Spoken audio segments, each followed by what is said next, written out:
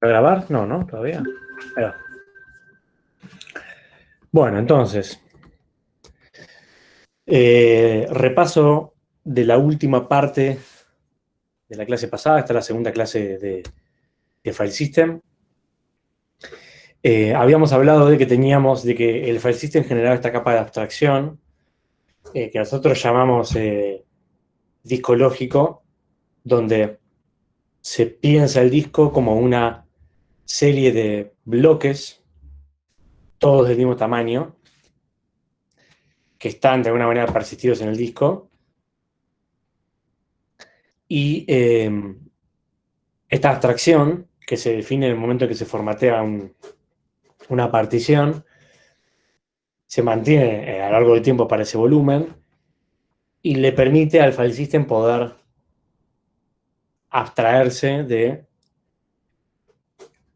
qué tipo de almacenamiento hay por detrás, ¿no? Ya sea un disco magnético, un disco de estado sólido, etcétera, donde cada uno tiene por ahí sus sutilezas a la hora de escribir y leer.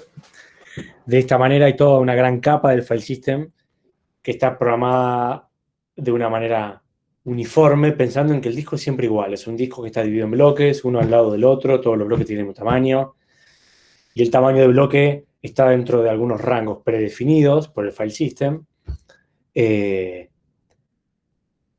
especificado de manera concreta el valor puntual en el momento en el que se formatea. Estos bloques son unidades de asignación de tamaño fijo, todos tienen siempre el mismo tamaño. Obviamente van a generar un poco de fragmentación interna y nada de fragmentación externa, bueno, ahora vamos a ver, pero sí, no, en realidad depende del caso. Pero bueno, lo que es seguro es que es la unidad mínima de asignación y la unidad mínima de lectura y escritura, ¿sí? Y el file system escribe bloques y lee bloques, ¿sí? Escribir un byte en un bloque es escribir de alguna manera el bloque completo. Entonces son abstracciones que se toman para simplificar. Y también un poco, en líneas generales, tener una buena performance, por más que parezca que no, porque los tamaños de los bloques, al igual que los tamaños de las páginas, suelen ser múltiplos suelen ser potencias de 2 y suelen ser múltiplos muy cercanos o múltiplos de la palabra del procesador. Y esto está hecho así a propósito porque redondear al tamaño de la palabra del procesador termina siendo más práctico que manejar valores que están por la mitad, ¿no? Así que siempre se lleva un poco para ese lado también. Obviamente si yo tengo un archivo que escribe 10 bytes, no va a ser lo más eficiente del mundo tener un bloque de 1 KB, ¿no? Y tener que escribir el bloque completo, pero partiendo de la base meramente estadística que va a haber muchos tamaños de archivos y que es muy probable que sean más que de 1 KB, en líneas generales termina habiendo un balance razonable, aunque habrá excepciones, ¿no?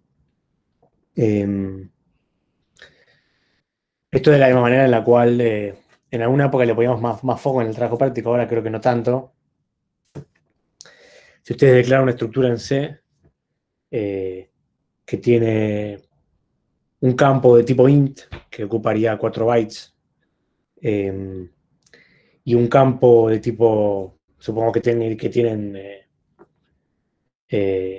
un campo de tipo short, de int short que ocupa 2 bytes, uno tendería a pensar que el tamaño de esa estructura de memoria, 4 más 2, es de 6 bytes. Pero lo más probable es que el tamaño de la estructura de memoria termine siendo de 8 bytes.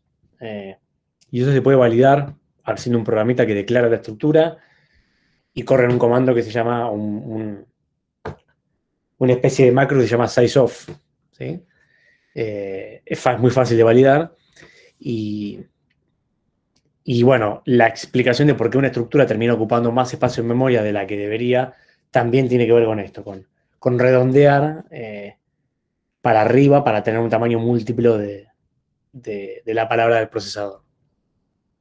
Pero bueno, volviendo un poco a este tema, nos paramos arriba del disco lógico y el sistema operativo lo tenemos ahí en el medio, ¿no?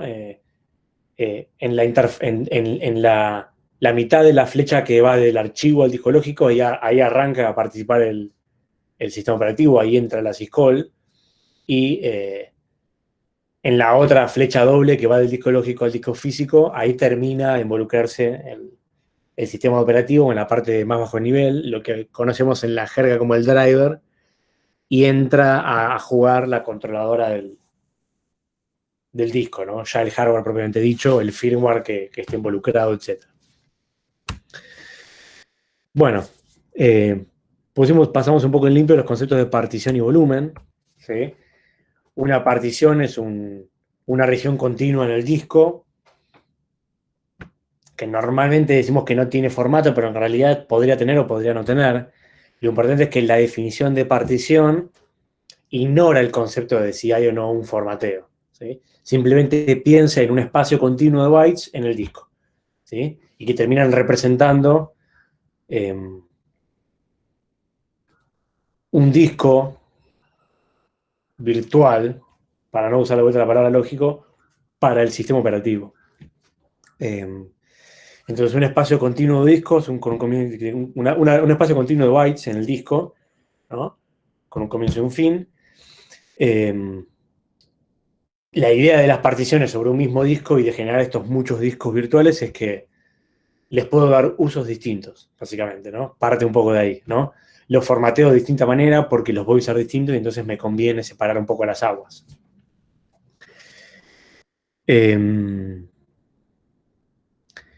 Y después, la partición formateada es lo que nosotros llamamos un volumen, ¿sí? Entonces, al estar formateada, tiene instalado un file system y entonces es susceptible de ser usado por un sistema operativo con una implementación apropiada a la hora de leer archivos, guardar archivos y hacer todas las operaciones relacionadas que tengan que ver con eso. Digamos, operar con archivos y persistirlos en el tiempo, ¿no? Así que eso es lo que un poco vamos a denominar como volumen. Esta jerga por ahí es un poco más común en el mundo de Windows y no tanto en el mundo de Linux. Es uno de los pocos términos que adoptamos que nacieron más en el mundo Windows. En el mundo Linux, o sea, nosotros lo usamos académicamente, ¿no? Pero en el mundo Linux no se habla tanto de volumen, sino que se habla de file system, digamos así. Pero bueno, nosotros tomamos este concepto porque nos importa mucho diferenciar un poco la partición como algo pelado que no sabemos qué tiene, que empieza y termina en un lugar y nada más, de aquella partición que ya tiene un file system con sus características y que entonces tiene archivos y que yo puedo, si tengo el programa apropiado que sabe leerlos, leer esa información y después operar, ¿no? Y dejar actualizarlo y dejar nuevos archivos, etc., ¿no? Bien, típicamente el volumen, acá por ejemplo tenemos 3 volúmenes, ¿sí? Entonces, esto que vemos acá separa las estructuras de un file system, podríamos decir que son las estructuras de un volumen. Nos paramos adentro de un volumen, por ejemplo el primero, ¿sí? Y decimos, bueno, ¿qué es lo que típicamente suele tener adentro? Que difiere con particularidades, pero en líneas generales. Bueno, dentro de un volumen suele haber alguna sección de arranque o de buteo, sobre todo cuando es un volumen de arranque, digamos, dentro de un disco de arranque. Y después suele haber algún bloque o alguna región, esto se lo pondría al revés, que nosotros le llamamos región de control de volumen, que básicamente esto es un nombre, pero digo, es una región al principio del volumen que tiene información, metainformación sobre todo el volumen, ¿sí? No es información del usuario, es información sobre el volumen. El tamaño del volumen, el tamaño de bloques que se eligió cuando se formateó ese volumen, cuántos bloques hay en total, cuántos bloques están ocupados, cuál es el primer bloque de volumen, cuál es el bloque donde está el directorio raíz, la primera carpeta, ¿sí? Todo ese tipo de metadata, ¿sí? De información. Otra cosa que se escribe acá es ¿Vieron cuando la máquina se apaga mal? ¿No? Digamos, yo el otro día hablaba con un amigo que es fanático de la computadora de escritorio y que siempre tiene una computadora, se compra un teclado nuevo, le cambia la placa de video, ¿viste? Es un enfermo. Y yo me pongo a pensar, y la última vez que tuve una máquina de escritorio fue hace 12 años. Pero lo mío es un tema de comodidad, más que nada, ¿no? Quiero algo que se pueda mover. Pero con las máquinas de escritorio, desenchufás y ¡pum! La máquina se apaga y el sistema operativo no tiene tiempo de acomodar nada, ¿no? Pero eventualmente en una máquina, en una laptop también puede pasar, ¿no? Por un montón de motivos. Entonces, imagino que alguna vez les pasó que abruptamente se termina el sistema, eh, lo arrancan de vuelta y mágicamente Windows o Mac o Linux dice, no me apagué correctamente, voy a hacer un chequeo de la integridad del file system, bla, bla, bla, ¿no? Cuento con vos, Fede, o con alguien ahí para traducirme o para contarme si hacen un comentario que valga la pena ver, porque yo no los puedo ver. Pero, bueno, ¿cómo funciona eso? ¿No? Vamos a develar esa magia que hay por detrás. De la misma manera que esos programas truchos de secretos de los canales de cable vieron que les cuentan los secretos de magia, los 10 secretos de magia develados y los mirás y son re boludos los secretos y nunca te cuentan cómo David Copperfield hacía para volar, ¿no? A pesar de que probablemente tenga unos cables, ¿no? David Copperfield. ¿Y qué dije? ¿Bowie dije? Ah, bueno. Ese también podía volar. ¿Qué pasa? No, que la verdad que sí, podía volar, digo. Podía volar. Yo no podía hablar cuando vine a Argentina. Pero bueno, me estoy yendo muy de tema. ¿Cuál es el secreto? Bueno, nada. Cuando la máquina se apaga bien, lo que hace el sistema operativo es escribir en el bloque de control de volumen una marca que dice me apagué bien, ¿no? La fecha, bla, bla, bla, pero me apagué bien, true. Entonces, cuando prende, ¿qué hace? Chequea que ese booleano de me apagué bien esté en true. Entonces, y cuando arranca, digamos, digamos, todo bien, arranca, lo deja en falso, digamos, ¿no? O lo deja en blanco. Y recién lo vuelve a poner en true de vuelta cuando se apaga bien, ¿no? Cuando vos cliqueaste apagar de una manera razonable. Entonces, cuando prende y ve que esa marca no está, significa de que algo salió mal. Es simplemente eso. Entonces hace un chequeo de integridad, bla, bla, bla. Ahí está un poquito la magia. Porque definitivamente si no ejecuto no existe, entonces si desenchufo la máquina o se rompe estrepitosamente, no tengo forma de decir, bueno, pero para que primero dejo una marquita de que me voy a apagar mal, ¿no? Porque no se puede. Así que para eso también funciona el bloque de control de volumen.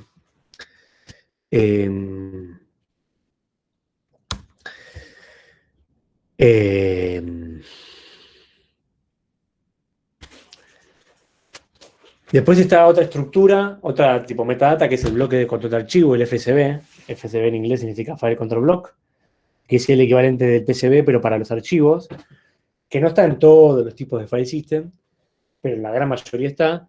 Y bueno, es una estructura que usa la mayoría de los sistemas de archivos para administrar cada archivo. O sea, una estructura que, cuando es usada, existe una de ellas por cada archivo posible y tiene la información principal del archivo, ¿sí?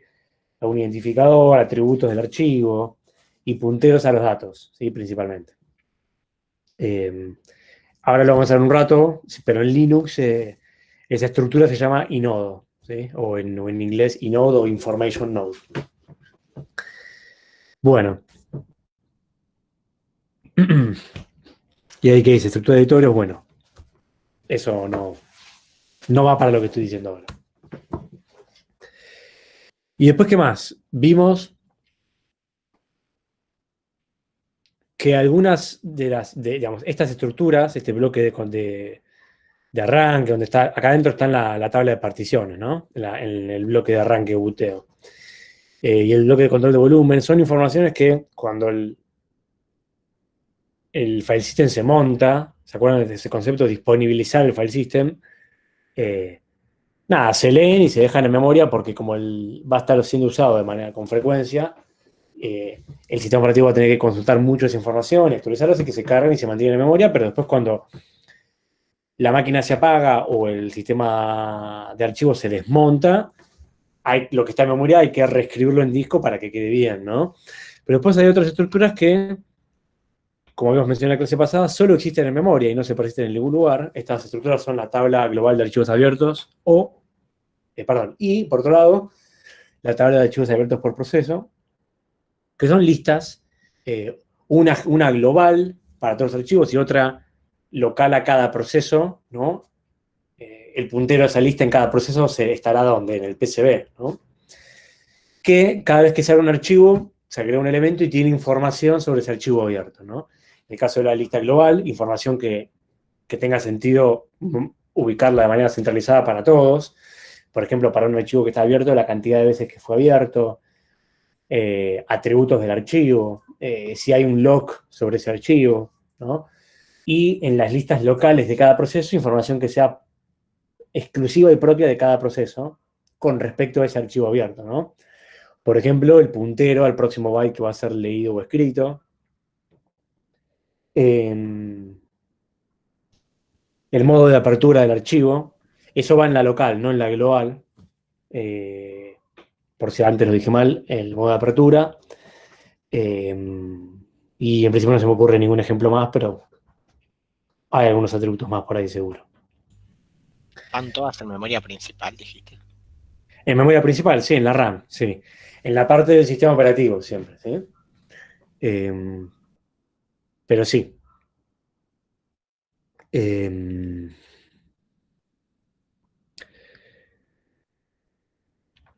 y de alguna manera esta lógica del sistema operativo va a aplicar también para todos los recursos que un proceso tenga abiertos a lo largo de su existencia. Acá vemos el ejemplo de archivos, pero si un proceso tiene abiertos semáforos, también, o tiene abiertos sockets, o tiene abiertos otras cosas, el sistema operativo va a tener que tener alguna lista de eso que tiene abierto referenciada desde el PCB, ¿no? Es inevitable, porque tiene que saber qué tiene abierto para poder administrarlo, etcétera, etcétera, ¿no? Justo en Linux se da el caso de que el 99% de las cosas son archivos, entonces cualquier cosa que el proceso tenga abierta va a terminar siendo un archivo más en la lista de archivos abiertos con sus operatorias particulares, ¿no?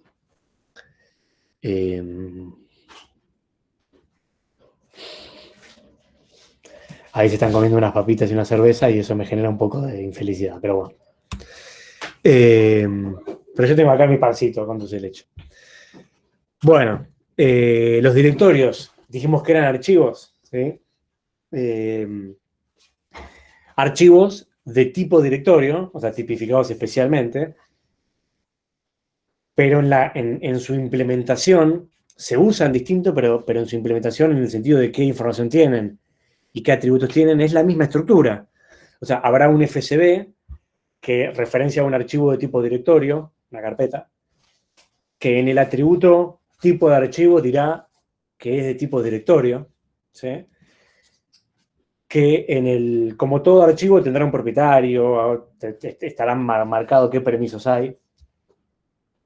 Y el contenido de ese archivo, digamos, si fuera un archivo de texto, el contenido sería los caracteres que el usuario escribió, pero si es un archivo de tipo directorio, el contenido de ese archivo es un texto, pero que representa la lista de los nombres de aquellos archivos que están contenidos, entre comillas, dentro de ese directorio, ¿sí? Más precisamente la lista de nombres de archivos, que acuérdense, pueden ser archivos regulares o directorios también, que están en realidad indexados por ese directorio, porque eso es lo que son en realidad los directorios, ¿sí? Son índices.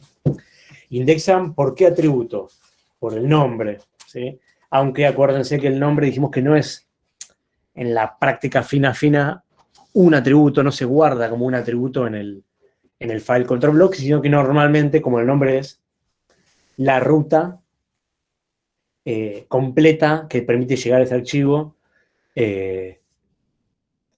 no es un string que esté explícitamente metido como un atributo, sino que es el camino que yo hago para llegar a él, de alguna manera, ¿no?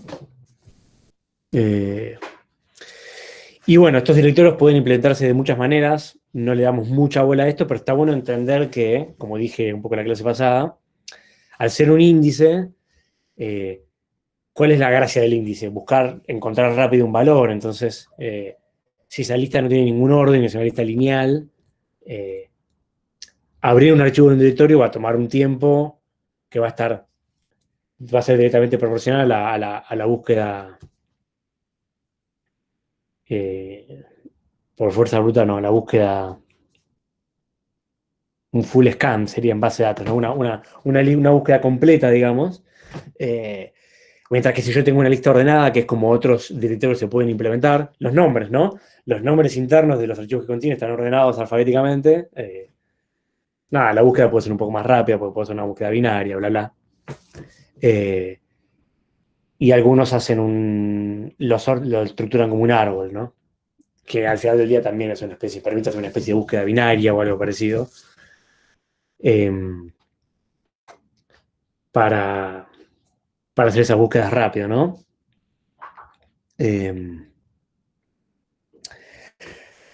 Hoy en día en el mundo de Big Data, tener directorios con muchísimos archivos es algo muy, muy común, ¿no?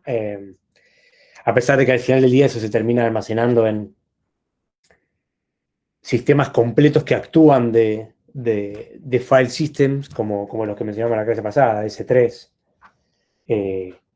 o algunos que mencionamos de OpenStack, que ahora no me acuerdo el nombre, se termina dando la misma lógica de que por ahí tenés una carpeta con 5.000 archivos, 10.000 archivos, 20.000 archivos, ¿no? Y después tenés procesos gigantescos que tratan de leer eso lo más rápido posible, ¿no? Hace un par de años en Linux, una carpeta no podía tener más que 32.000 archivos, me acuerdo, que igual es un número bastante grande. Creo que hoy en día eso creció un poco más. Bueno. Métodos de asignación. Yo había salteado esto y había ido acá, había ido a este dibujito, claro. Esto... Bueno, vamos a detenernos acá un segundo. Está bien, está bien. Imagínense este archivo, ¿no? El archivo main.c como un archivo de texto, ¿no? No importa que después esto es un programa que va a ser compilado, bla, bla. Es un archivo de texto, ¿no? Que tiene una continuidad, ¿no? Yo lo expreso de esa manera, ¿no? Esa es una de las definiciones de un archivo de texto, ¿no? Hay un carácter que está después que el otro y siempre espero que esté así, ¿no? Entonces, si yo tengo todas estas líneas, donde las líneas de include están antes que la línea de mi función y así, y yo después digo, bueno, voy a persistir esto en un file system y el file system me da la abstracción de un archivo y el archivo tengo que asignarle espacio y para poder asignarle espacio se lo asigno de a bloques porque los bloques son las unidades de espacio que yo le asigno y esos bloques son todos del mismo tamaño y están y uno al lado del otro. Entonces, si este contenido de texto, por su tamaño y por el tamaño de bloque, y más que imagínense que así lo implicó, necesito 4 bloques de datos para poder guardar todo este texto, entonces podría pasar algo como esto, donde yo en mi disco lógico, el primer bloque tiene este contenido, ¿sí? Estos primeros strings, que son los que entraron, después el segundo bloque tiene este contenido, el tercero y el cuarto. ¿Está bien? Es así de lineal la relación, en el sentido de que el segundo bloque del archivo efectivamente va a tener la segunda parte del contenido del archivo. Y el tercer bloque del archivo va a tener de alguna manera la tercera parte, ¿no? Siempre va a ser así, ¿no? Está bueno que lo pensemos de esa manera.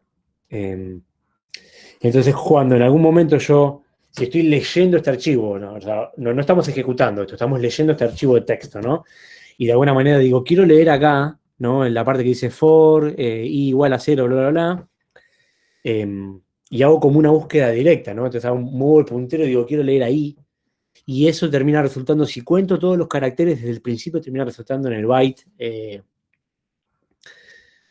no sé, en el byte 50, y los bloques son de 20 bytes.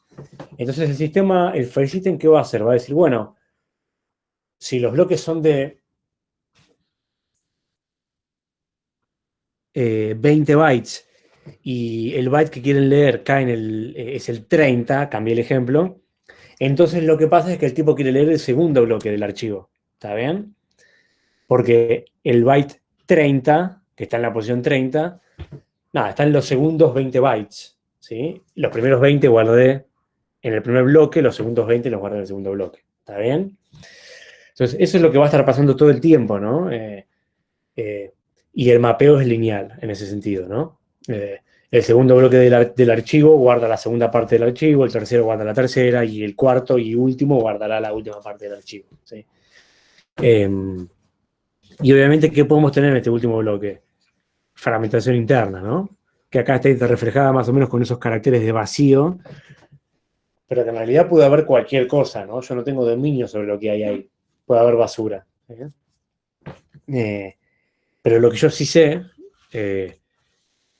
es que el file control block va a tener un atributo que va a ser el tamaño del archivo en un momento dado, ¿no? Y ese tamaño del archivo va a estar especificado a nivel de bytes. Por lo tanto, esa información es la que le va a decir al file system y a mí, si me interesa saberlo, que en realidad el archivo termina en la última llave de ese main y no después. ¿Sí? Y si yo estoy leyendo usando las funciones del file system, eventualmente va a haber alguna manera en la cual me va a decir que terminó el archivo después de haber leído en la última llave, y no es que me va a hacer seguir leyendo esto creyendo que es parte del archivo, ¿está bien? ¿Se entendió esta parte? ¿Alguien me da una duda? Creo que estamos bien. ¿Lo tengo muteado? No, bien.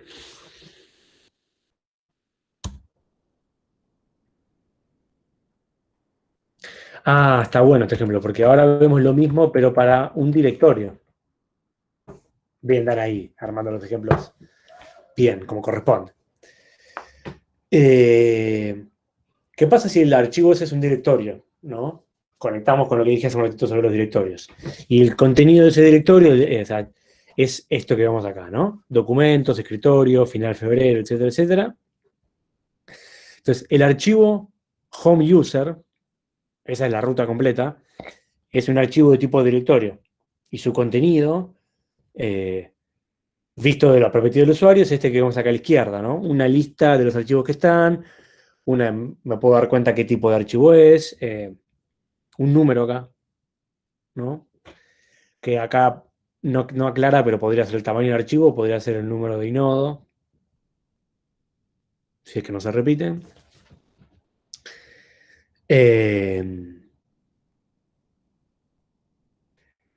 Ese archivo, el archivo de tipo directorio, si yo lo tengo que guardar, ¿no? En el file system, ¿cómo se va a guardar? Bueno, como el archivo de tipo directorio sigue siendo un archivo, respeta la misma lógica que indica que le tengo que asignar espacio, o sea, le asigno bloques, y después guardo la información adentro de esos bloques. ¿Sí? Entonces, en este caso, supongamos que así lo dieron los tamaños, este archivo tiene asignado 3 bloques. Y acá está el contenido del archivo, ¿sí? Esos nombres de los archivos que está indexando, ¿sí? Con toda la información asociada. ¿Está bien? ¿Estamos hasta acá? Bueno.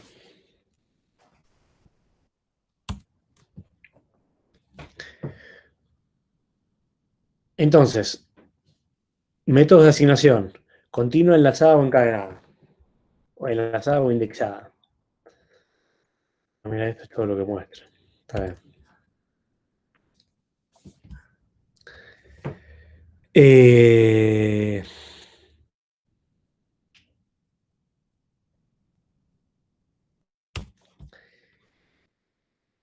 Cuando yo asigno un bloque de espacio a un archivo, no tengo en principio ninguna necesidad puntual de tener una estrategia de asignación de datos, pero naturalmente cuando quiero asignar el segundo o el tercero, ¿a dónde lo voy a buscar y cuál le asigno? ¿No?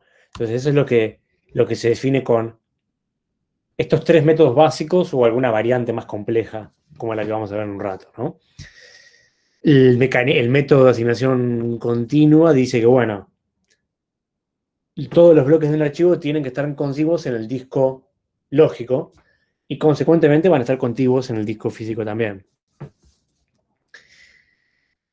Entonces, si yo tengo un archivo que tiene 4 bloques, podrían estar distribuidos de esta manera, ¿no? Donde al archivo le asigno los bloques 2, 3, 4 y 5. Esta numeración de bloques sería una numeración de bloques en todo el volumen, ¿no? Imagínense que tengo n bloques en este volumen, contando todo lo que tengo, se numeran cada uno con un número, una identificación unívoca. Y bueno, a un archivo le asigné los bloques 2, 3, 4 y 5. ¿Sí? Si la asignación es continua, entonces tienen que estar uno al lado del otro, así lo dice la estrategia. Y si quiero asignarle más bloques, o lo asigno atrás o lo asigno adelante. Pero tiene que estar pegado. ¿Sí? Esa es la regla. ¿Sí? Y bueno, habíamos visto un poco pros y contras, ¿no? Claramente, la expansión de los archivos no es una,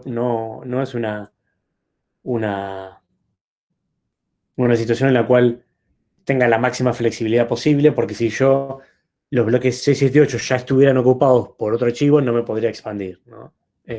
Y supongamos que los anteriores también, ¿no? Poder intentar reubicar el archivo en otro rango de bloques que sea más grande y que esté libre, pero eso también tendría un costo, ¿no? Entonces no es muy flexible a la hora de asignar espacio nuevo a un archivo.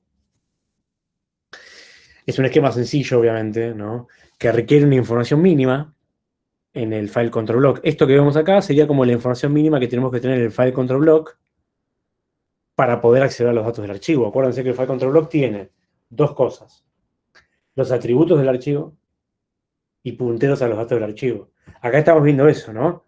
¿Cómo es un puntero al otro archivo? Bueno, acá está el puntero, dice, el primer bloque del archivo es el bloque 2. ¿Veis? Y tiene un total de 4 bloques. ¿Sí? Ahí está el puntero, ¿no? Eso sería parte del FCB de un archivo. Entonces este esquema de asignación continua es sencillo. Pongo poca información. A la hora de hacer un acceso directo es rápido, porque yo puedo calcular, sin tener que leer el disco, dónde está el bloque que quiero leer. ¿Sí? Sé que el primer bloque es este, pero también sé, sin tener que leer nada, que el segundo bloque es este y que el tercero es el bloque 4, ¿está bien? Porque están continuos, ¿no? Y bueno, la búsqueda secuencial, nada, también va bien. Pero no es un esquema muy flexible o robusto a la hora de hacer un buen aprovechamiento del espacio, porque acá podemos tener fragmentación externa, ¿no? Si yo tengo un archivo que ocupa 7 bloques y me quedan 7 bloques libres, distribuidos como los vemos acá, no puedo guardar ese archivo y de una. Tengo que compactar, hacer un trabajo, ¿no? Así que tenemos ese problema acá, ¿no? ¿Tiene fragmentación interna? Sí. Como el resto de los esquemas también, porque estamos asignando de a bloques, ¿sí? Que son unidades de tamaño fijo, ¿no? Pero en este caso, en la continua, también tenemos fragmentación externa. Bueno, si vamos al esquema encadenado, nada, se asigna un poco como se ve ahí. Cualquier bloque que esté libre lo puedo asignar. Enlazo un bloque con el otro, utilizando punteros que los guardo en el mismo bloque de datos. Y está bueno porque no tengo fragmentación externa, ¿no? Cualquier bloque que esté libre lo asigno. Tiene como posible contra que los accesos directos no son tan rápidos, ¿no? Porque la lectura de el bloque enésimo de un archivo, no puedo llegar a ese bloque de manera directa haciendo cuentas, sino que tengo que leer los datos, ¿no? No me implica poner mucha información en el FCB, como podemos ver. ¿Sí? Y tiene ese problemita extra que por ahí en el esquema anterior no teníamos, que es que si se me corrompe algún bloque, puedo recuperar el resto de la información acá en la continua, porque yo siempre sé dónde está el bloque último o dónde está el primero, ¿no? Pero acá no puedo. Dependo de hacer el recorrido, entonces el enlazamiento de los bloques me genera una dependencia que hace que no tenga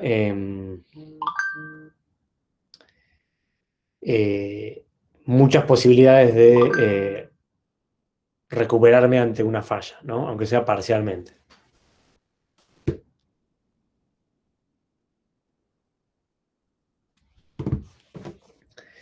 Finalmente, asignación indexada. Acá sí empiezo a guardar mucha más información en el file control block, porque básicamente tengo un puntero por cada bloque que tenga del archivo. ¿Sí? Asigno cualquier bloque y guardo un puntero que apunta a ese bloque que asigné, ¿no? Entonces, ¿cuál es el primer bloque del archivo? El 2. ¿Cuál es el segundo? El 7, ¿no? Y lo sé porque recorro esta lista en este orden, ¿sí? Entonces ocupa mucho más espacio para la metadata. No tiene fragmentación externa. Tengo mayor recuperabilidad de los datos, ¿sí? Tengo un buen acceso directo rápido también. Así que bueno, 3 esquemas bastante distintos. En general se suele usar, es más común encontrar variantes del esquema indexado, pero los otros en algunos casos son útiles también. ¿Ah? ¿Cómo venimos? ¿Todo muy claro? Todo bien. Todo bien. Bueno.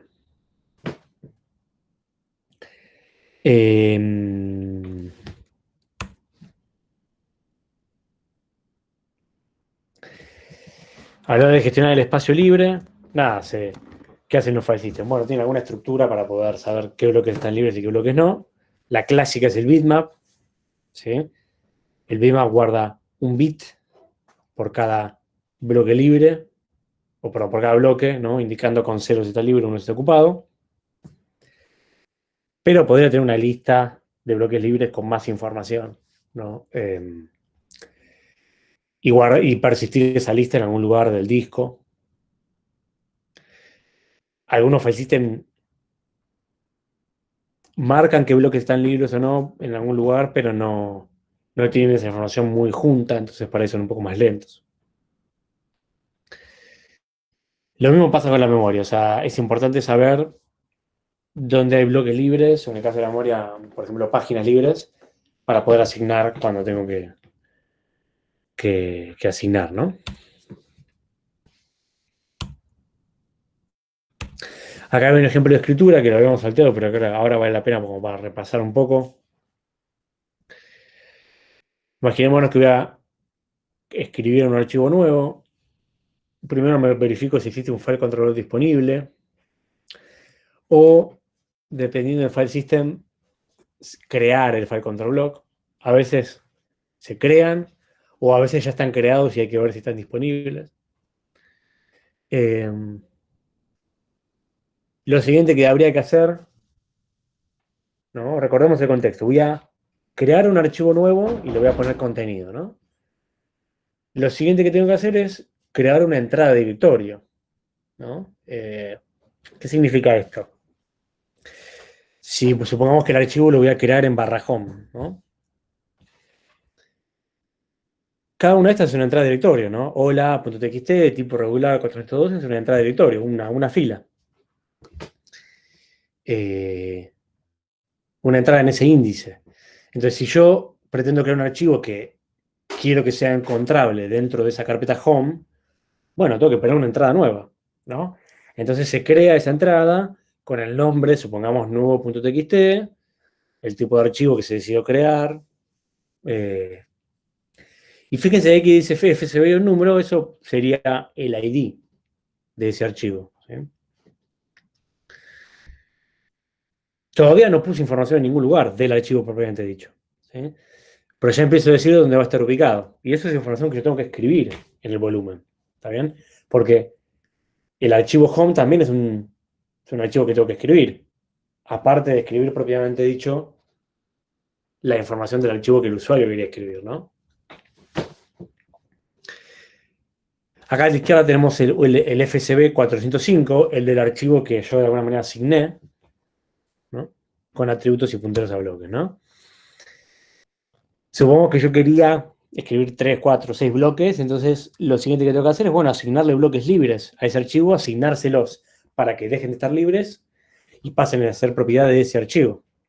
Y los punteros de ese archivo, de alguna manera, bueno, apuntan a esos bloques particularmente. ¿Está bien? Si tengo una asignación continua, apuntará al primer bloque, ¿no? Y así.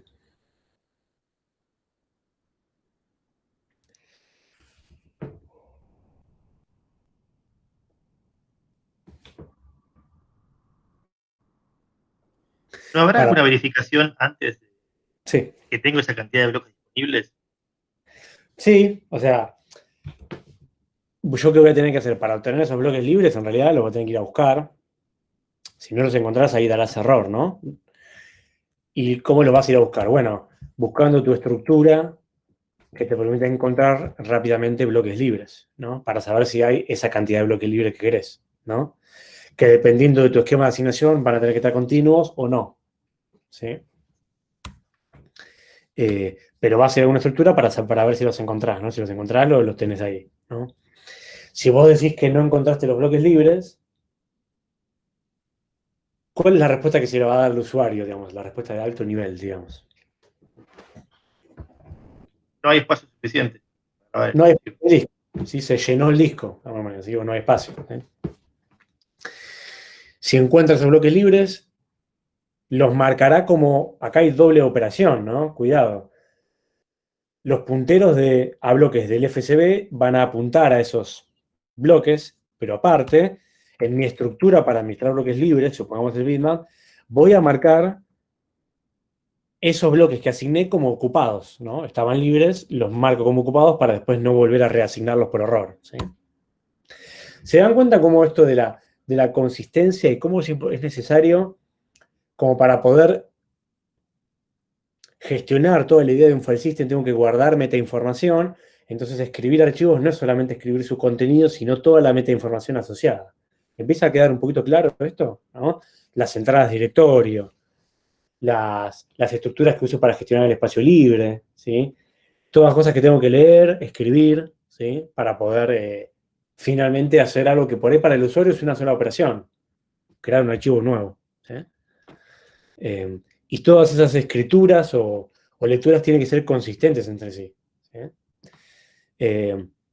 Si yo leo en el contenido del directorio home que hay un archivo nuevo que tiene el nodo 405 y después abro el nodo 405 y está vacío o está no en uso, hay una inconsistencia, porque esta entrada me dice que hay un archivo que está manejado por este file control block, pero después cuando voy a buscar el file control block no existe o está sin usarse, ¿no? Ahí yo tendré una inconsistencia. Que digo, como esto es un programa y el programa tiene que escribir información en un montón de lugares, nada, un error en el programa podría llegar a generar ese tipo de problema, ¿no?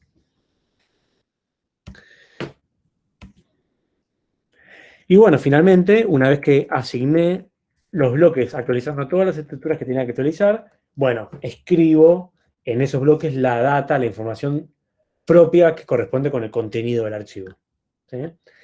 Pero no termina ahí. Voy a actualizar, ¿qué cosa? Todos los atributos asociados al archivo que corresponde actualizar, ¿sí? Fechas de modificación, de acceso. El tamaño del archivo, muy importante. Los permisos por ahí sí, habrá que ver si en general los permisos no se escriben por escribir contenido, sino que en realidad la escritura de permisos es una operación per se, ¿no? Pero bueno.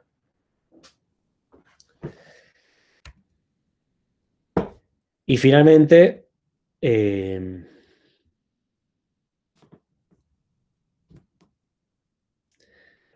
mirá.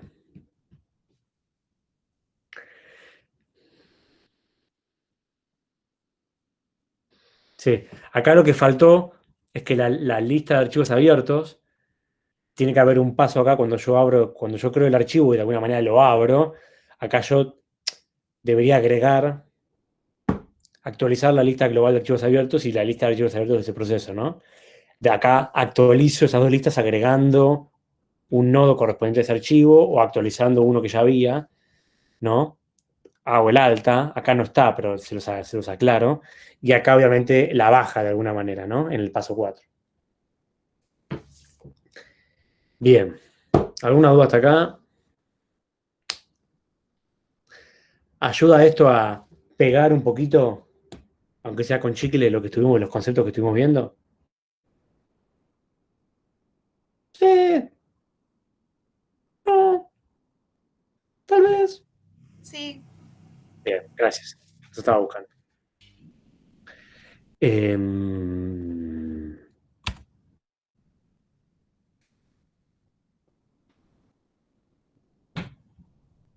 ¿Qué nos queda? Esto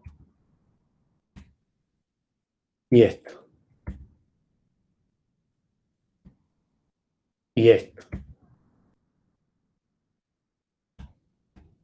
Bueno, bien. Bueno, esto es más que nada una mención, no hay mucho desarrollo sobre estos temas. Me encantaría poder desarrollarlos, pero creo que necesitaríamos otra materia. Pero, sobre todo la parte de journaling. Los sistemas de archivos, a medida que se volvieron más complejos, obviamente, y tienen mucha metadata, entonces revisan un montón de estrategias para poder tratar de que la información no se pierda, o que si se corrompe cierta información importante, poder seguir funcionando. O minimizar la probabilidad de que ocurra alguna incoherencia, ¿no? Y que pase que por ahí el sistema de archivos asignó un bloque a un archivo, pero se olvidó de marcarlo como que estaba ocupado y después lo asignó de vuelta, entonces de golpe vos en el archivo ves un dato que vos no escribiste y no entendés por qué, ¿no?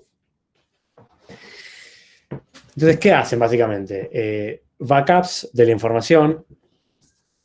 En líneas generales, los file systems hacen backups de la metadata del file system. ¿Sí? Eso es lo que suelen hacer los file systems más avanzados por defecto. Backups de la metadata. ¿Qué es la metadata? Esto que vimos acá, ¿no? Los bloques de control de archivos, por ahí, o el bloque de control de volumen. Pero no suelen hacer por defecto backups de la información propia del archivo del usuario, o sea, el contenido de los archivos del usuario, a menos que el usuario lo configure con alguna aplicación que por ahí viene con el sistema operativo, ¿no?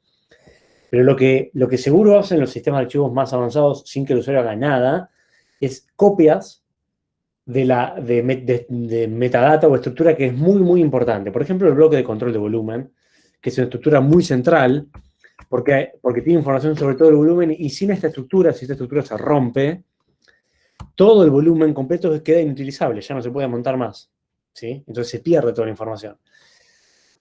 Así que suelen hacerse copias de esos datos. Por ejemplo, en el caso de Linux, el bloque de control de volumen se le hacen muchas copias a lo largo del file system por las dudas. Es simplemente por si la copia principal se corrompe, digamos, ¿no? Y después, en términos de journaling, tiene que ver con tratar de garantizar coherencia e integridad, también en la metadata combinada con la data, pero desde la metadata del file system. Básicamente, en lo que consiste esta estrategia es resolver el problema que vimos acá, ¿no?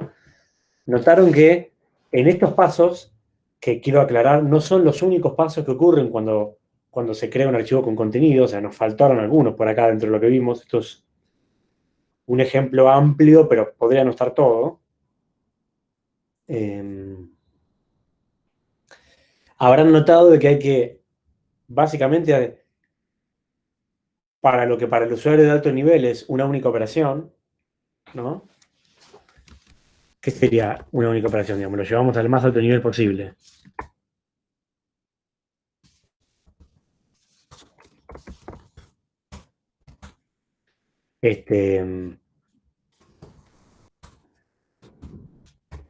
Si yo escribo esto, Una pregunta sobre los backups. sí. Si no guarda la información, si vos querés restaurarlo, ¿cómo lo hace?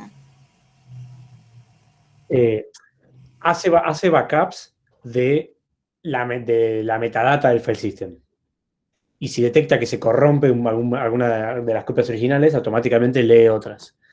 Ahora, si vos te interesa tener backups de los datos de los archivos del usuario, vos te las tenés que arreglar para configurar ese backup y que se haga automáticamente en algún otro disco, en alguna otra partición, en algún otro disco afuera, y nada. Si vos ves que se rompió porque los datos quedaron corruptos, correrás ese programa para levantar esa información, ¿entendés? Por ahí ya viene el sistema, en el sistema operativo ya viene por ahí un programita que te permite hacer una especie de restauración de todo el disco completo, pero eso ya es un programa que es externo al sistema operativo, por más que lo hayan instalado con él. Pero digo, si a vos no te preocupa es, se rompió un pedazo del disco y puedo perder archivos míos que no quisiera que me pase, entonces vos tenés que configurar backups por tu cuenta que no van a venir configurados y activados en la parte core del file system, que es de lo que estamos hablando, ¿sí? O sea, si vos estás en Mac y elegiste configurar tu Time Machine, como le llama Mac con sus nombres chetos, al programita que te permite hacer backups de tu computadora, uy, qué cosa súper loca. ¿Por qué apareció esto así? Bueno.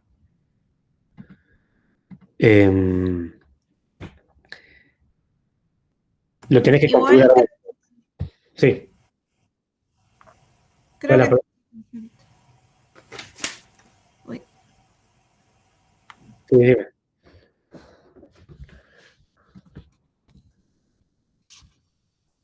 Hola, hola. Sí. hola, creo que se me cortó Sí. internet. No, buenísimo. Creo que entendí el concepto. Claro, o sea, acá hablamos de la parte core, ¿sí? Del file system, donde el file system se preocupa por dar el servicio a pesar de fallas, ¿no? Entonces, los backups o los chequeos de integridad tienen que ver con la metadata del file system, ¿sí?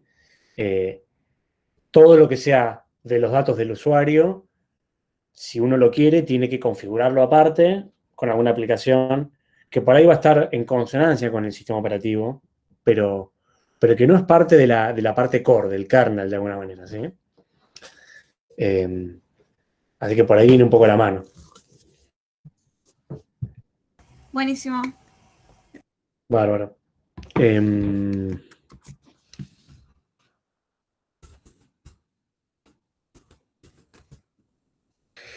Y la parte de journaling tiene que ver con, si yo para poder hacer operaciones que por ahí para un usuario común representan una única operación, ¿no? Si yo digo, esto para mí es una única cosa, escribo hola en un archivo que se llama a.txt, ¿no?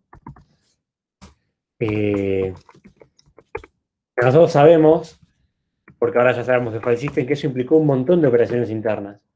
Escribió una entrada en la tabla de directorio, en el archivo de tipo directorio, escribió en el bitmap de bloques para decir que había algunos bloques que los marcó como ocupados, buscó un inodo libre y lo asignó, actualizó el inodo con los punteros a los bloques, un montón de cosas se tuvieron que hacer. Entonces, en todos esos pasos, ¿qué sucede si alguno de el sistema falla a la mitad de todas estas operaciones, ¿no? Y yo hice el paso 1, hice el paso 2 y morí ahí, ¿no? O hice el paso 1 y me quedé ahí. La información me va a quedar inconsistente, ¿no?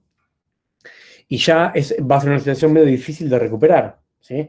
Porque la metainformación del file system va a estar corrupta y va a marcar que hay archivos que no están, ¿sí? O que hay data que está asignada cuando no fue asignada. Ahí es donde aparece este tema de journaling, o en castellano estructura de registro, ¿no? Intenta minimizar la probabilidad de que esos problemas ocurran, ¿no? Y básicamente lo que hace es aplicar una estrategia que nace con los motores de bases de datos, que es el uso de transacciones, ¿sí? Y el enfoque, nosotros no vamos a entrar en profundidad sobre cómo se hace, ni técnicas muy específicas, pero el enfoque es, si yo tengo una gran operación que en realidad está formada por muchas suboperaciones, yo quiero poder hacer todas esas operaciones para considerar esa operación general terminada o esa transacción terminada Y voy a decir que mi sistema va a estar consistente o coherente si yo pude hacer las 4 operaciones que tenía que hacer, o en el peor de los casos, si no hice ninguna de esas operaciones. Donde el sistema, la situación en la cual yo no quiero estar es si yo hice 2 operaciones y me quedaron 2 sin hacer. Ahí sí voy a tener inconsistencias, ¿eh? Pero si no tengo nada o tengo un archivo bien guardado, cualquiera de los dos son estados deseables, más allá de que obviamente preferiría guardar bien el archivo, ¿no? Entonces lo que hace la estrategia de journaling, que aplica a las bases de datos transaccionales y mucho file system, es designar transacciones al conjunto de operaciones que implican una gran operación macro y aplican estrategias para poder aplicar todas esas operaciones de manera conjunta, como si fuera una especie de operación atómica indivisible, pero no va por ese lado. Entonces buscan estrategias para asegurarse de aplicar todas o no aplicar ninguna. Y bueno, un poco el nombre de la estrategia, digamos, estructura de registro o diario de la palabra journaling, viene de la mano de que la estrategia suele consistir en escribir en una especie de log en algún almacenamiento, una estructura de log donde se escribe rápido una descripción de las operaciones que se van a hacer, sin hacer realmente las operaciones, es como escribir lo que uno va a hacer en un lugar, en algún dispositivo o en algún lugar donde eso se puede escribir rápido. Y después, recién cuando declaró todo lo que va a hacer, empezar a aplicar las operaciones una por una, ¿no? Como de manera en background, de manera diferida. Y de esa manera, si esas operaciones que está aplicando se interrumpen porque el sistema se interrumpe, como el file system tiene un diario de todo lo que iba a hacer, simplemente puede volver a ese diario y replicar las operaciones que faltan, ¿sí? O eventualmente, digamos, deshacerlas, digamos, sabiendo lo que hizo. Pero bueno, viene un poco por ahí, ¿no? Con escribir rápido en algún lugar donde la velocidad de escritura sea rápido, las operaciones que se van a hacer, sin hacerlas, y recién después empezar a aplicarlas, digamos, ¿no? Pero bueno, con eso más o menos estamos.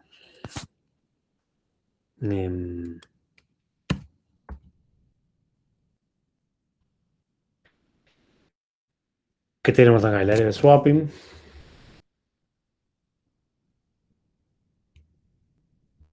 De esto ya hablamos, ¿no? Nada, entre los distintos usos que puede tener una partición, aparte de que puedo tener sistemas de archivos distintos para guardar archivos que para mí representan cosas distintas. Yo qué sé, a veces se usa un disco lógico separado para guardar backups que hizo el propio sistema operativo, sobre todo el disco, ¿no? Lo hace mucho Windows, lo hace Mac. Entonces mantiene como separado eso, pero tiene archivos ahí adentro, digamos.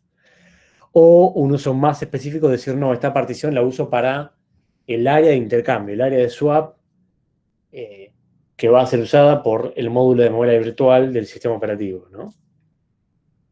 También se usa para eso, y es un uso que históricamente viene arraigado en el universo Linux, ¿sí? Bueno, y el mapeo de archivos de memoria un poco lo habíamos visto, creo, ¿no? Pero lo repasamos ahora conectándolo con archivos.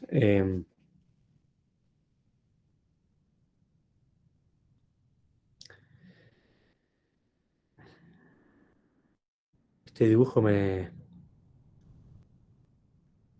cuesta un poco entenderlo, pero creo que está bien. Imagínate. Claro. Pasa que acostumbrados a tus dibujos, Esteban, está difícil. Igual no lo hice yo, pero lo hizo Dan, que fue ayudante mío, así que me parece que heredó un poco, sin quererlo, mis no habilidades, digamos. Pero las líneas son demasiado rectas. Sí.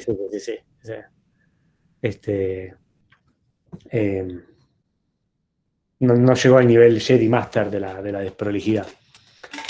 Pero bueno, ¿cómo era un poco este tema?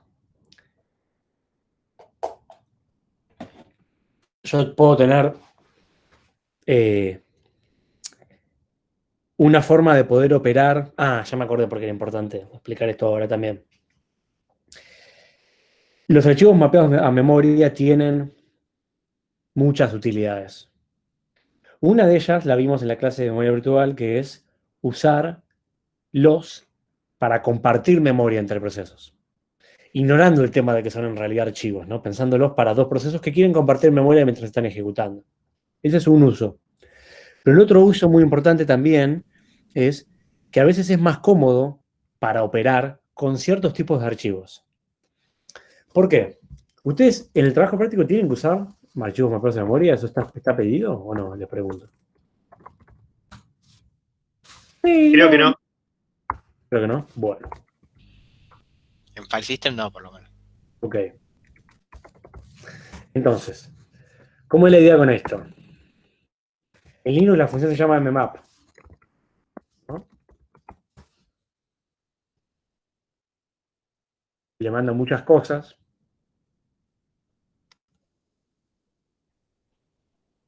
Pero básicamente un archivo. Bueno, bien.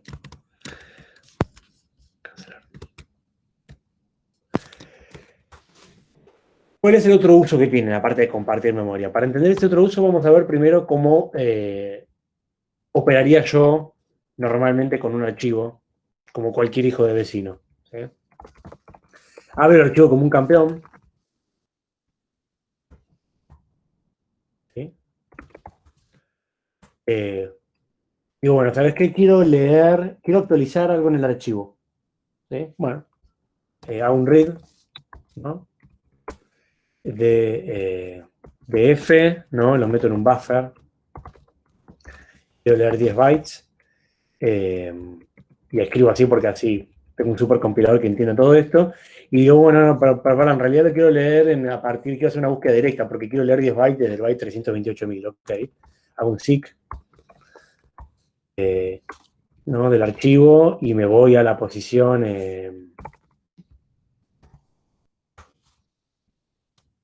28.000. Y después digo, bueno, listo. Me leo 10 bytes y los meto en un buffer, ¿no? Opero con el buffer. Supongamos que digo, bueno, buffer.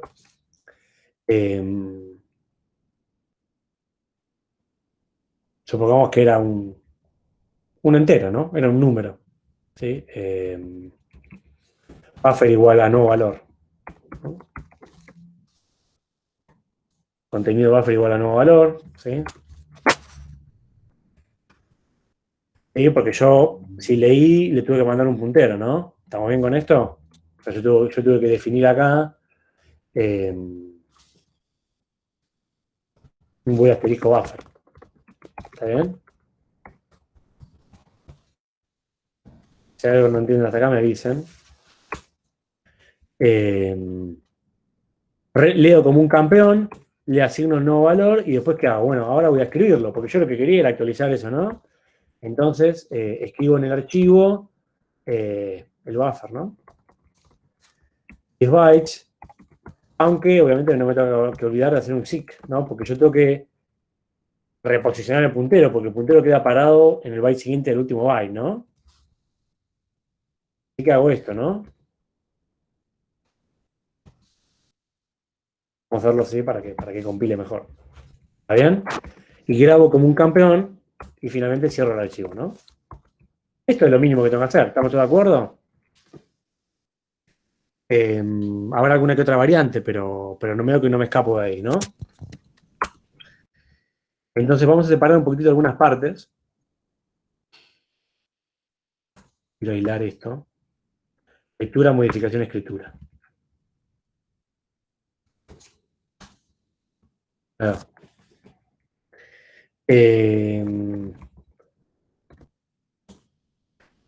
Bueno, entonces, si yo tengo que hacer esto con archivos que son muy grandes, empiezo a a encontrarme con problemáticas de que, bueno, yo tal vez en vez de alocar 10 bytes, tuve que alocar 10 gigabytes, ¿no? Guardo eso en memoria, después tengo que acordarme de liberarlo, ¿no? Si tuve que hacer esto acá, ¿no? Tendría que tener una buena práctica de hacer un free acá, ¿no? De esto porque ya no necesito más, ¿sí? Y tal vez me traje 10 bytes, pero en realidad escribí solo una parte de eso, ¿no? Tal vez después tengo que leer una parte del final, una parte del principio. Un poco los archivos mapeados en memoria lo que hacen es pretender ofrecer una forma de operar sobre archivos como si estuvieran en memoria, de una manera más sencilla, aunque con una interfaz más similar al manejo de la memoria. Entonces, ¿cómo sería el equivalente de esto si yo tuviera que hacer archivos mapeados a memoria? Vamos a ver si esto que quiero inventar funciona. A ver. Uy, me cago. Si hago esto. Si hago esto. Vamos a ver si funciona. Creo que estoy compartiendo toda la pantalla, ¿no? Sí, estamos viendo todo. Vamos a ver si podemos hacer esta magia. ¡Ah! ¡Qué capo, eh! Aguante Mac. Aunque ya sé, todos tienen eso, pero bueno, no importa. Si tuviera que hacer esto con archivos mapeados a memoria, ¿qué haría? Vamos al ejemplo y después les cuento. Abro el archivo como un campeón y después hago mmap. ¿Sí? Me voy a tomar un montón de licencias acá, pero bueno, F. Y esto me va a devolver un puntero.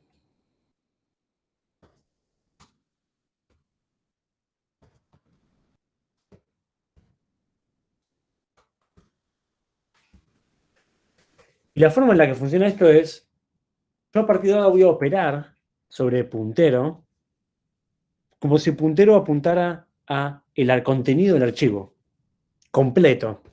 Como si yo tuviera todo el archivo leído en memoria RAM. ¿Sí? Entonces voy a agarrar y hacer cosas como esta. Puntero. Sub 28.000. Avanzo el puntero 28 posiciones. Igual a nuevo valor. Total, se supone que tengo que actuar como si ya tuviera todo en memoria, ¿no? Es un array de bytes. ¿Está bien? Esto para mí va a ser escribir en el archivo. ¿Sí? Y eso es todo, digamos. Acá me faltó poner algo del estilo de, para que sea un poquito más coherente, ¿no?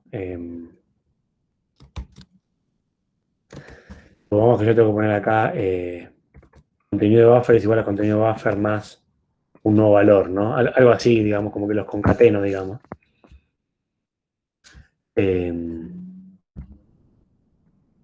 ¿No?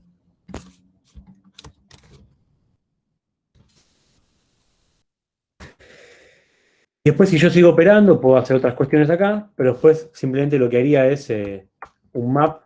¿Era un map esto?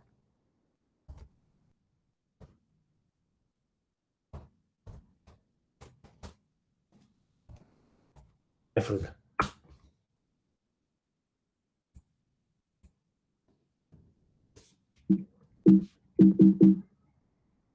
M un map.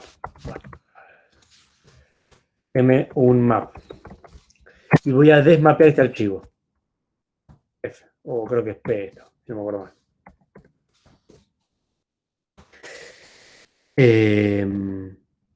Si yo quisiera leer algún pedazo de esta... ¿No sería AF el munmap?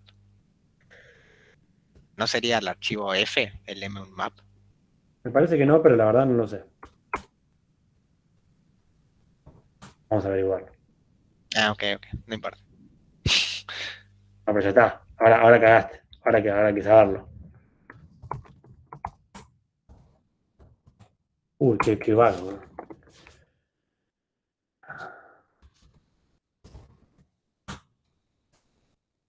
No, le manda el puntero. Es como si fuera un malloc. Vos le mandás el puntero y el tipo ya sabe de qué era.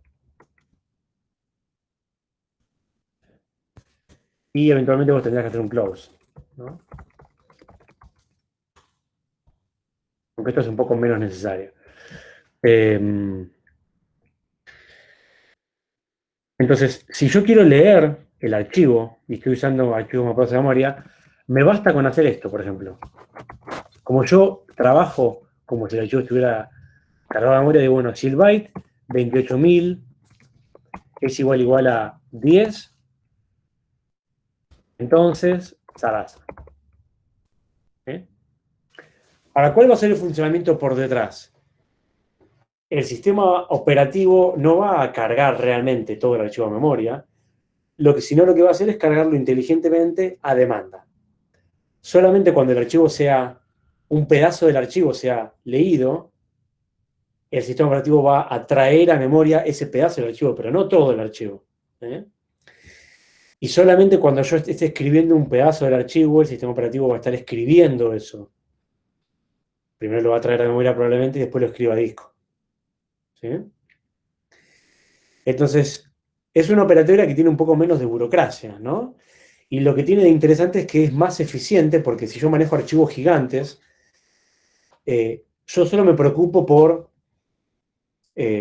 operar sobre el archivo y dejar que el sistema operativo cargue a memoria la parte que sea necesario cargar dependiendo del uso que yo hago. Y no solo eso, sino que cuando yo escribo, el sistema operativo en algún momento se va a encargar de escribir esto en disco, pero yo me olvido del tema, sé que lo va a hacer. Lo único que tengo que pensar es en escribirlo en la memoria bien. ¿Sí? ¿Qué es lo que hay por detrás de los archivos mapeados de memoria? El módulo de memoria virtual del sistema operativo. O sea, el esquema de paginación con memoria virtual puesto a disposición del usuario. ¿Sí? Entonces, ese archivo que mapea memoria es un gran archivo que es como si estuviera en el área de swap, aunque en realidad va a estar en otra partición, y se va cargando a medida que se necesita, como la imagen de un proceso en memoria virtual, y se va bajando de disco cuando no se necesita más. Y se sincroniza con el disco cuando es necesario. ¿Qué opinan hasta acá? ¿Se entiende más o menos estas dos maneras de hacer lo mismo y un poco las ventajas del mmap?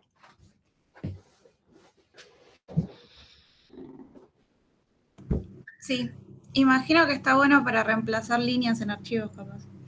En vez de leer todo el archivo hasta encontrar. Va, no sé. En realidad, si vos tenés que leer el contenido del archivo, porque vos estás buscando un valor, la lectura la tenés que hacer igual. O sea, la haces con menos líneas de código, pero te tenés que traer el dato a memoria. Cuando vos referencias el puntero, se va a leer el dato. De eso no te salvás, ¿no? Sería lo mismo que con algunas líneas más de código tener que hacer el read. ¿Sí? Yo en el TP lo usé para el bitmap, todo el tiempo estoy leyendo el bitmap, tiene que estar cargado en memoria siempre. Se cortó un poquito. El TP yo lo uso el bitmap para el bitmap, siempre cargado, siempre estoy accediendo a él y es más fácil que te quede ahí para siempre y mucho más rápido. Vos para un bitmap usás mmap.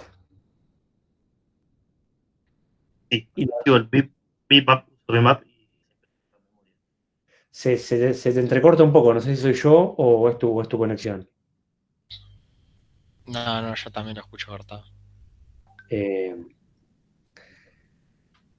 Pero si usas una estructura está bien, o sea, estás usando la misma memoria para una estructura. Que en el TP, el bitmap, que es un archivo, yo lo mapeé en memoria porque siempre estoy accediendo a él y es mucho más práctico que esté mapeado en memoria siempre que andar abriéndolo y cerrándolo cada vez que quiero ver si un bitmap está ocupado o no.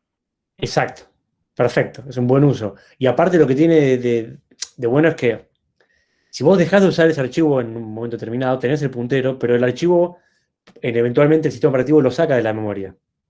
Como saca las páginas de un proceso que por ahí no las está usando. ¿Sí? Hay un proceso de uso eficiente de la memoria, ¿sí? De carga a demanda y de descarga cuando se usa, que ocurre automáticamente de parte del sistema operativo. Y vos como proceso te olvidás. Del lado de la izquierda, vos tenés que manualmente ubicar la memoria en tus buffers y tenés que tener todo bien programado para liberarla en los momentos en los cuales no lo usas más. Toda esta pata te la ahorrás cuando usas archivos mapeados a memoria, ¿sí? Y cuando esto hace una diferencia. Si yo leo un archivo chiquitito y leo un par de bytes, no pasa nada, pero si yo manejo archivos muy grandes y leo regiones muy dispares, por ahí empieza a volverse medio quilombo. Entonces está bueno por ahí pensar en un enfoque como este, donde todo eso está resuelto, ¿no? Así que sí, puntualmente hablando, y esto está bueno para tenerlo como ejemplo y anótenselo por ahí en su máquina de escribir invisible.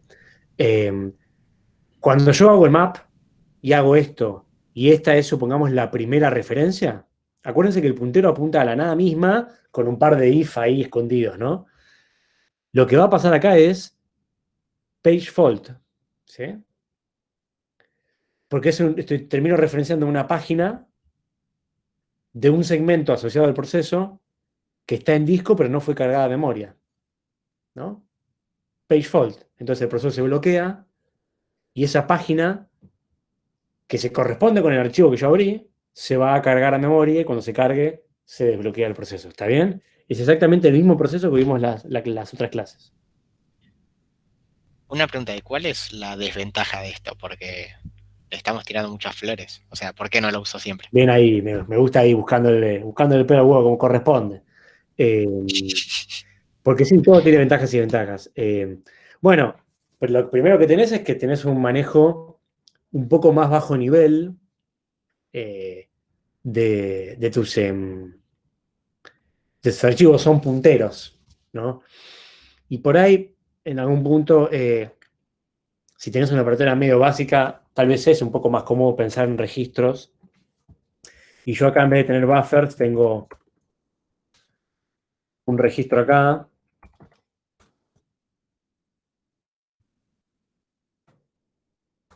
¿Cómo carajo era esto? Registro, asterisco, puntero, ¿no? Igual a malloc. Y después cuando hago el fread, te mando ya la dirección. Por ahí yo ya tengo una estructura interna y no lo quiero manejar como bytes. Y acá hago estas lecturas. Y me es más práctico y no hago una operación muy diversa. Entonces, por ahí, si manejarlo como bytes te implica bajar un poco de nivel, y si vos manejabas una abstracción de tipo registros o de más alto nivel, por ahí acá seguís teniendo que hacer la traducción igual, digamos, cuando acá ya la hacías, ¿no? Eso puede ser un punto a favor. Después, por otro lado, las interfaces de archivos ya están estandarizadas a nivel general en toda la industria, en todos los sistemas operativos, entonces, y son estándares, mientras que en el mundo de Unix e incluso en el mundo de C, mientras que los archivos mapeados a memoria no hay interfaces estándares, son propios de cada sistema operativo. O sea, Linux tiene sus funciones, Windows tiene sus funciones, ¿sí? Y no son las mismas. Entonces ahí tienes un tema de portabilidad también, ¿no?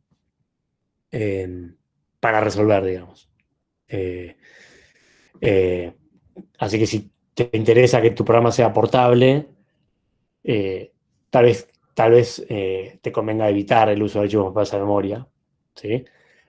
O si realmente lo ameritás porque trabajás en archivos muy grandes y tenés un montón de cuestiones, tenés que hacer dos programas, no puedes tener un programa portable, no tenés que hacer dos códigos, ¿no?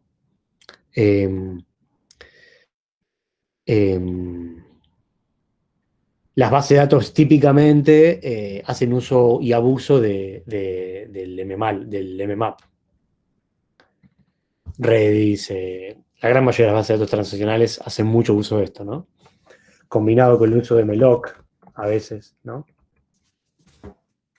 Esta es la función para decirle, che, esta región, todo bien con que vos bajás y subís las cosas, pero esta déjame la memoria, ¿no? Creo que le mandás alguna región, algún parámetro, no me acuerdo, pero podés jugar un poco con esas sutilezas, ¿no? De más bajo nivel, ¿no?